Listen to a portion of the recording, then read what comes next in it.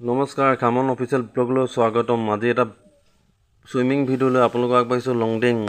পাহাৰৰ একা বেকা ৰাস্তাইদি ধুনীয়াকৈ আগবাঢ়ি কানুবাই গেটৰ পৰা বেছি দূৰ নহয় গৈ এনেকুৱা লুং নগৈ ৰাস্তা এটাইদি সোমাই যাব লাগিব।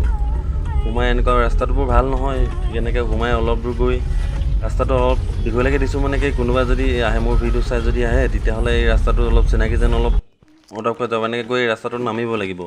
এনেকুৱাকৈ ধুনীয়াকৈ নামিব দি আছে, অলপ দূৰ এনেকৈ নামি পিনে আপোনালোকে বেছি দূৰ নেকি? ঠিক নদীখন এয়া চাওক, নদীখন ওলাব এতিয়া। এইটো ৰাস্তা এনেকৈ ধুনীয়াকৈ নামিবৰ কাৰণে বনাই দিয়া আছে ষ্টেপ।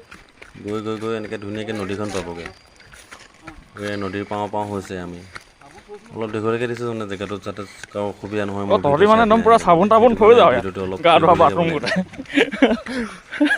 আহক। এই নদীখন অলপকৈ দেখিছেনে? এইখনেই নদীখন।